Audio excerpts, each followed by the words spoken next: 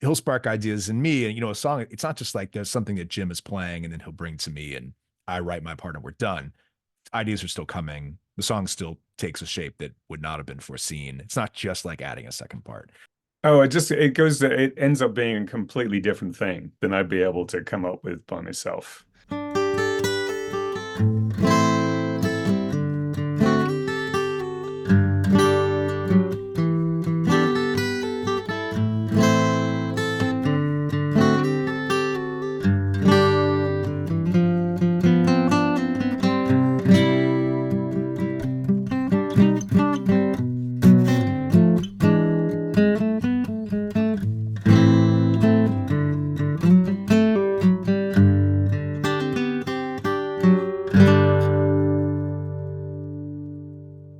Welcome to the Acoustic Guitar Podcast. I'm Stephanie Campos.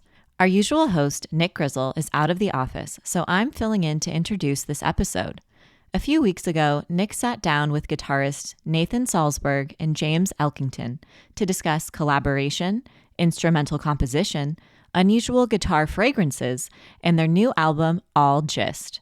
Before we get started, here is a quick word from the sponsor of this episode, Strings by Mail. Stuck in a rut? Just not feeling it? Get inspired by new strings. New strings sound better, are easier to play, and are more in tune. So change them or upgrade them. At Strings by Mail, we have the strings you need to hit all the right notes. Choose from over 6,000 strings from 75 manufacturers. Use our string filter or call one of our expert players to help find your perfect set. Your music, your strings delivered fast. Strings by Mail. For more information, visit stringsbymail.com. And thank you for listening. To start our conversation, we asked Elkington and Salsburg how they approach composing for the duo. Well, it's a much different experience for me writing with Jim or for Jim or in opposition to Jim than it is writing myself. In that largely, like when I'm doing a solo composition, the story unfolds as I kind of play my way through it. Obviously, whatever that narrative voice or plot device is, I can't say. It's left to the listener, I guess. But there's never any preconceived, like there's never a plan. And there's even less of that playing with Jim, in that largely, well, this record was half and half, but Jim will come up with a skeleton of a piece and then I'll come in and try to work my way around it. It's funny because I've never thought about the songs that we do having any sort of like necessarily narrative spirit to them because it's so kind of experiential for us. It's just so really that these records are made because we love playing guitar together. And it's less that we have some sort of a story we need telling or any kind of like world we want to create beyond just sort of like the joy of playing together. But I think we also share a certain sensibility or we share a sense of rightness of how things should go. And that's like it's a shorthand that we so take for granted that I'd forget about it a lot of the time. But almost anyone that I've played music with for a long time, that's usually the thing that keeps me playing with them, is that we don't really have to discuss it that much. If we're coming up with a piece of music, there'll be a flow to it and a shape to it that we can both kind of agree on. We'll both know that when changes need to be made and when things aren't working and when they are working. And there's no real necessarily any rhyme or reason to it. It's just something that we both seem to agree on. Is there a lot of improv when you guys get together to record? Our process is mostly when we get together, one of us will have an idea, either a germ of an idea or like a full song. And then the other person will try and find their place in it. Not to keep harping on this point, but when we have made records, we make them over extremely limited durations of time, like say 3-4 days max. And this one was even more of a truncated writing and recording experience because since the last record we made, Jim has 2 kids. I have 1 kid. I traveled from Louisville, Kentucky up to Chicago where he lives to make it. And we're kind of racing against the clock. So in some cases, takes that we get are, well, in a couple of cases, we're kind of the best that we could do. in the time that we allotted ourselves before we really did hit a wall and say like, it's just not going to get any better from here. Though again, luckily we've reached a point, especially with this record, we're older now, we have less to prove. And, you know, a record that was always sort of always like an initial inspiration for our playing together was the, you know, Bert Jansch and John Renbourn record, which, as we've said several times on tape, it's just not a great sounding record. It's not like very from the hip. Yeah. And, you know, if we can use that as kind of a talisman, you know, as a guide, you just get the songs down well enough, like you can feel good about them, you know. Because the writing process happens almost at the same time as the recording, we'll really just carry on playing that song or that idea or that group of ideas and carry on refining them almost right up to the point where it's time to record them. At the point at which we both agree that they have seemed to have reached some sort of shape that we both like, then we'll, with the limited time that we have, we'll pretty much start recording right then. Was there anything specific about the recording session for this album that stuck out for you, say, as opposed to the other two that you've done? I don't remember the last one I only have the vaguest memories of the last two. It's been so long. It was a while ago. Well, the first one we did at a friend's house, a recording engineer friend of ours called Jonathan Schenke, who did a really good job. And that was the first time that Nathan and I had recorded together. And it was good to not have to worry about recording. I think that's part of the reason why we did it with Johnny, was because I felt like I was kind of up against it, just being able to play the guitar parts without having to worry about whether it was recording well or not. And then the second one, I think, was a little more loose, and I didn't mind us recording, and it seemed like the second one, I think, because the first one was so fun to make, I think I felt a little bit more confident that I could probably record it, and then, you know, anything that wasn't recorded great, we could maybe fix in the mix or something like that. That was the first time where I was like, we'll just record and see what happens. And I think we did it with just one microphone on each guitar. Well, maybe we had two microphones on each guitar, but lots of bleed, and that one turned out fine too. So after that, I had fairly casual approach to actually capturing the stuff. It is a little bit of I don't mean to overstate this, but it's vaguely psychedelic because it's such a concentrated experience. And the thing is because the purpose is to get these extremely new songs down, like extremely, they've just sort of become incarnate.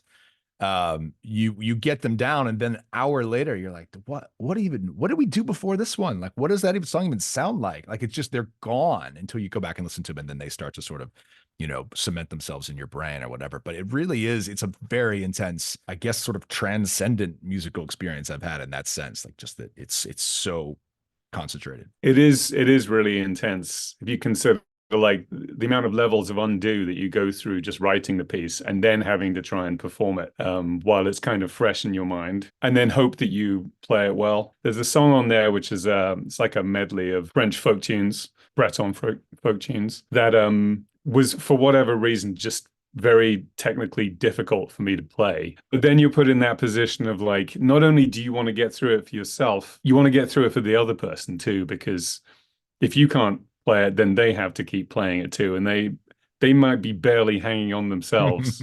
So I remember that one. That was the only one where it seemed like one or both of us were going to throw our guitars out of the window.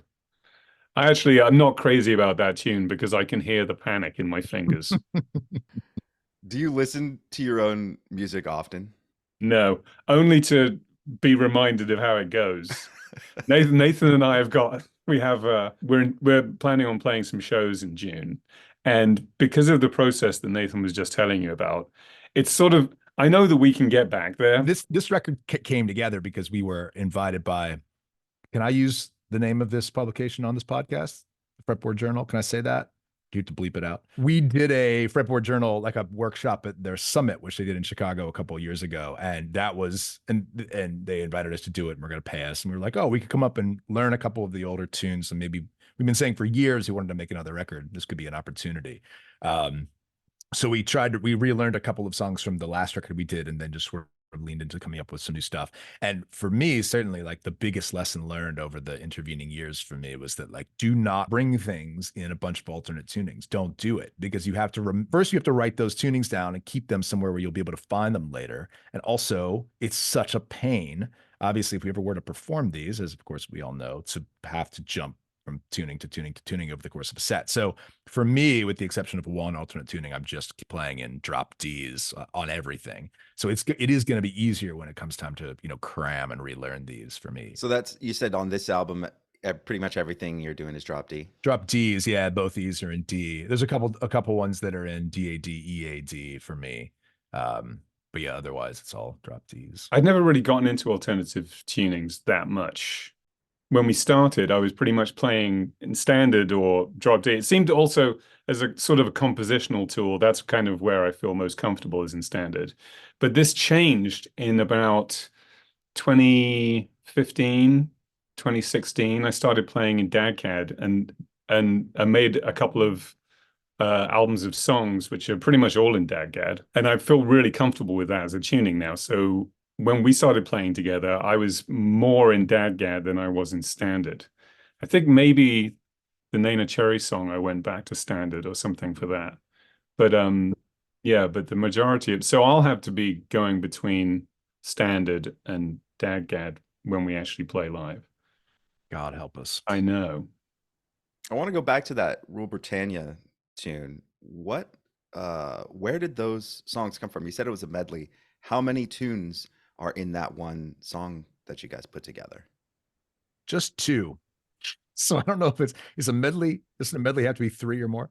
No. Well, no, I think that there might be a third part to it. That we wrote, that you and I wrote. Yeah.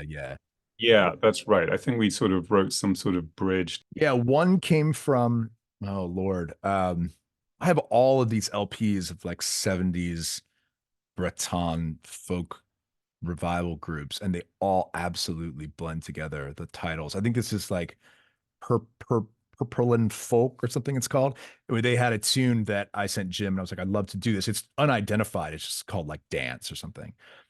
And I sent it to Jim and said, I'd love to do this. And he was like, oh, Pierre Ben Susan does a version of this. We managed to, make a synthesis of those. And then there was another piece that was, unless I'm getting this wrong, I can't remember, Mick Hanley and Michael O'Donnell's group. I don't know if you know this record. It's the worst band title of all time, Celtic Folkweave from 1974. It's like the guys from the Bothy band. So Mick Hanley was a solo artist, and then Michael O'Donnell played in a band called Scar Broi, and then the Bothy band, and made those really great records with the fiddler Kevin Burke. But anyway, there's a tune on that record that also Jim knew in some capacity on the Celtic Folkweave record, and we managed to just jam them together and then put a bridge together. We give none of this provenance on the record. It occurs to me, no one gets any credits. No. Where are the tunes themselves from? Like, how old are these tunes? Great question. I have no idea. I know they're both, they're both Breton tunes. I work sort of adjacent to, I work in folk music, but I don't play traditional music. So there are people, of course, who can just hear something and be like, oh yeah, that's definitely like late 17th century. Let's go into the other song that you didn't write entirely, Buffalo Stance, the Nana Cherry tune. How did that come up? Well, it happened for me because I was playing the original for my toddler, and was just like, God, this song is so great. It's so great. And there are all these wonderful little melodic elements. They're so catchy. They're so beautiful. Yeah. And I just sent it to Jim, and I was like, we should do this. And Jim said, no. Bad idea. I think that's a sane response, Yeah, it was also an instance, Nathan saying, hey, let's do this. Why don't you try and come up with something, Buffalo Stance, for acoustic guitar. I was like, she has another song called I think the single that came out after that, because she was really big in England. I remember seeing her on Top of the Pops when I was a teenager, and loved that song, and loved that whole record is really good. But she had another song after that called Man-Child, which is much more song-like. And I was like, let's do Man-Child. And Nathan said, no, we can do this. And so literally in a matter of, I mean, I think it was an hour after we discussed, initially had the back and forth about it, Jim sent a demo of one guitar sort of tackling the, most of the constituent melodic elements of Buffalo Stance. And I lost my mind. It was so good. It was like exactly what I so vaguely imagined. And I listened to it over and over. I remember where I was when Jim's text came in, and I ran downstairs and my wife was like, listen to this. And we just listened to it over and over. It was great. We were both weren't we both in Kentucky? Weren't we both in Louisville? I was in Michigan, though. I remember. Oh, you were in Michigan. That's what it was. So I was in Louisville where Nathan lives, but he wasn't there. But even sometimes when I am in Louisville, my wife's family, her parents live in Louisville. She's from Louisville. So sometimes when we are down there, we'll both be in the same city at the same time, but still not get to see each other. So I couldn't really remember where it was. But yeah, you were in Michigan. But the key to that was, I guess, was just like I slowed it down with a view to speeding it back up again. But then it sounded better, just kind of moved down tempo wise. And yeah, we'd had some luck before. We did a Smiths cover on our previous album. I think that was my idea, but it might have been, we're both big Smiths fans, so we might have even discussed it. But that song, it had occurred to me that if you could perform, if you sort of slowed that down and fingerpicked it, it actually it would sound not unlike a John Fahey song or something. You could still play the melody and some of the guitar parts, and it would hang together pretty well. So we already had a kind of system from having done that, and we just tried to apply it to Buffalo Stance. Although you have to use your imagination a little bit more, I think, when you're listening to it to be able to hear where the parallels are. But it be said too that we don't want to sound like John Fahey songs. So no. That was another, but I hope like with I wouldn't be able to sell anything to Nathan by saying, hey, look, I've got this idea that sounds like John Fahey. That would be it wouldn't get me anywhere. Since no matter what we do, people are going to say like, oh, this sounds like John Fahey. That's right. But I have to resort to other things if I want Nathan to be on board with something like, hey, this bit, it sounds kind of like the Misfits. And then I'll be like, oh yeah, that's cool. Yeah, let's do that. So Misfits cover next record? We actually, we nearly did do a Misfits cover, didn't we? Yeah. Halloween. Because it was Halloween in 2015 when we did our last tour. We were touring with Steve Gunn. Familiar with Steve, our player and songwriter. And we had talked about the three of us doing Halloween, and it just, it was last minute. We got to get together. And it was a great regret of mine. I'm a massive Misfits fan, always have been. And we were playing on Halloween in Chicago. And I was like, I just always felt like a missed opportunity. So when you're arranging tunes, I want to get into this a little bit. We can talk about arranging like other songs like the Nana Cherry tune, but also for your own songs, because you mentioned like one of you will come with an idea or a fully, sketched out song. And then how does the arranging go? How much pre-production do you do, like sending files back and forth, or is it just, hey, let's get together. You've heard the song. Let's see what comes out in this moment of 3 days when we're recording together. What is that process like for you for arranging for two guitars like that? Well, one thing that we realized was that it's really difficult for us to get a full read on what the other person is doing unless we're both in the room together. So there's actually no point in getting too far down the road with an arrangement. Also, Nathan and I play solo, so we're used to doing the whole thing. And I think when we started out doing it, because I started out writing tunes for our first album like 10 years ago. And initially, I think maybe I hadn't done a good job of leaving enough space for Nathan to be able to work in.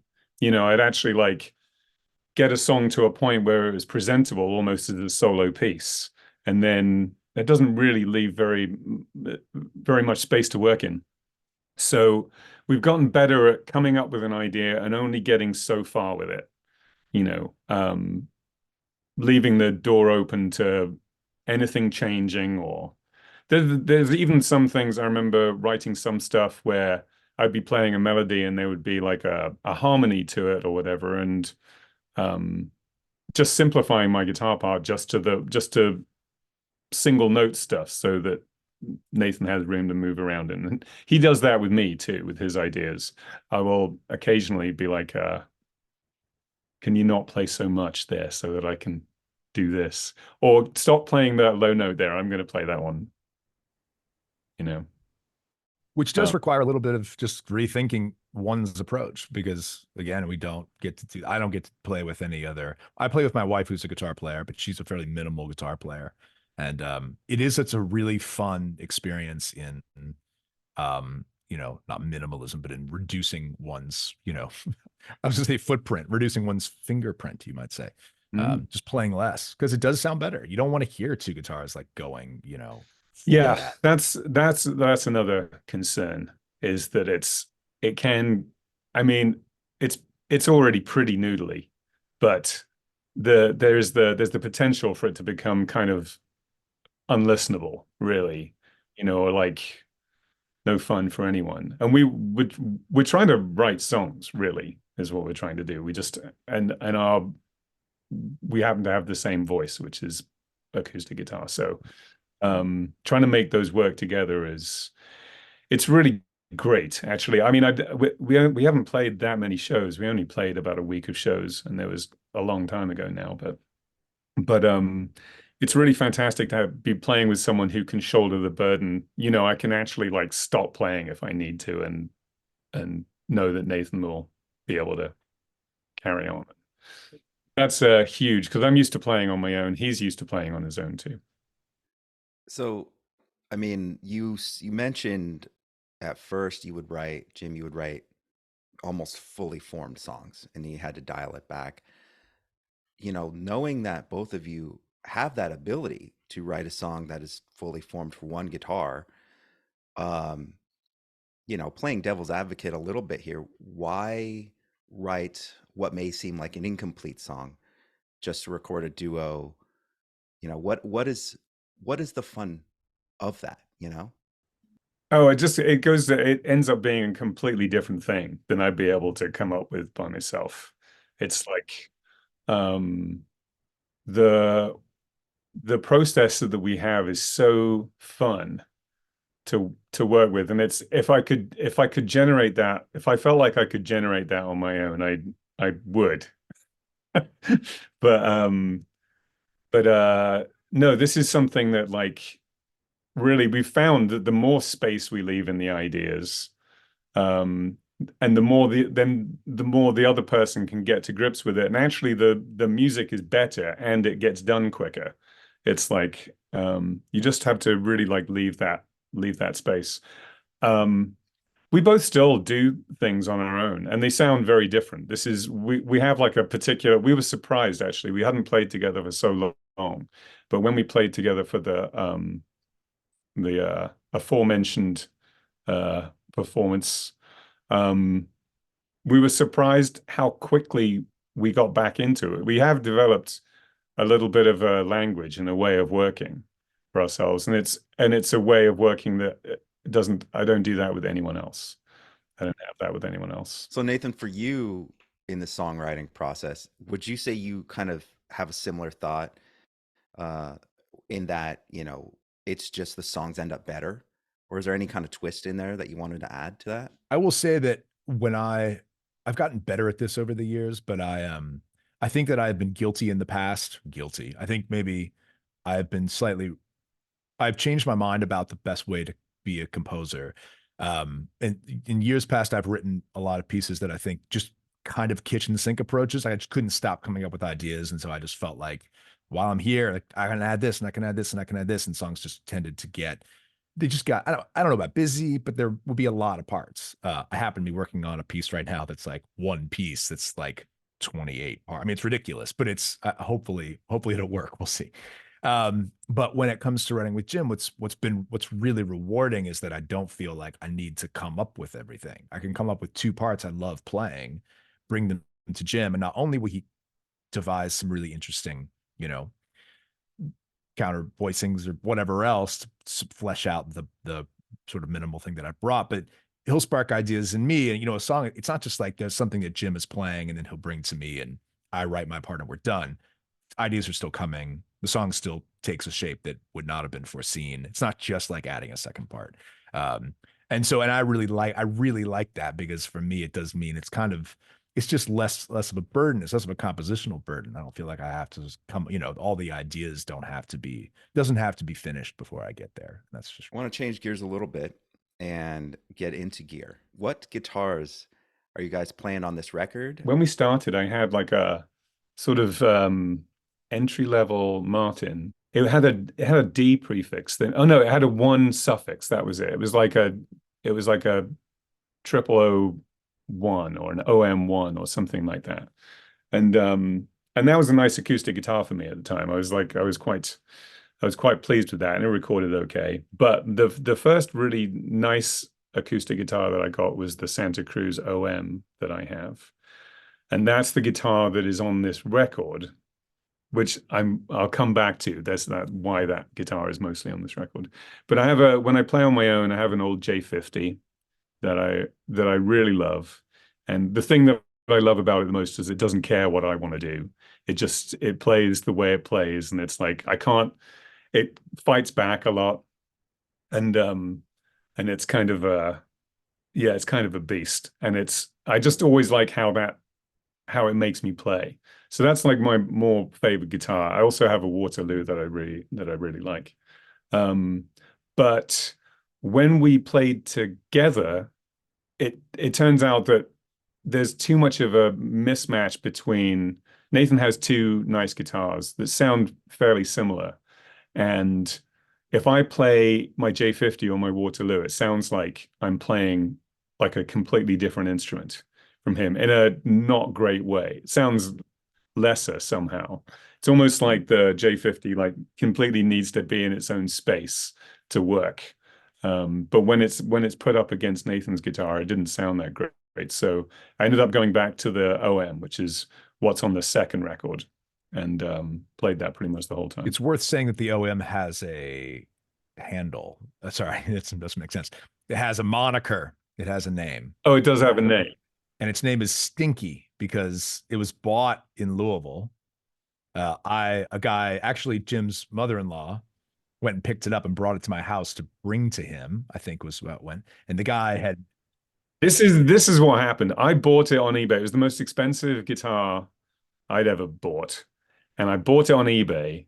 I was really nervous about it. I'm emailing with the guy, but Nathan, and the guy was in Louisville. So Nathan lives in Louisville. I called Nathan and said, "Can you go over there and check this guitar out and see if it's good?"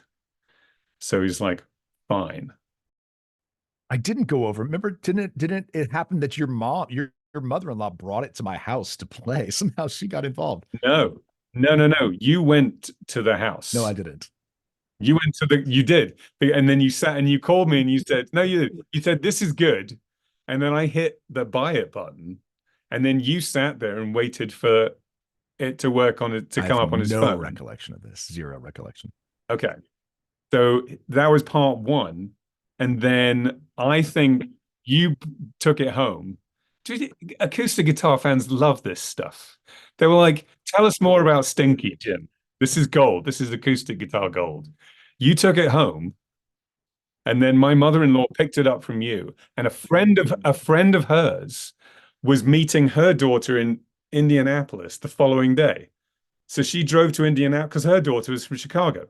And she went to Indianapolis with this guitar and gave it to the daughter.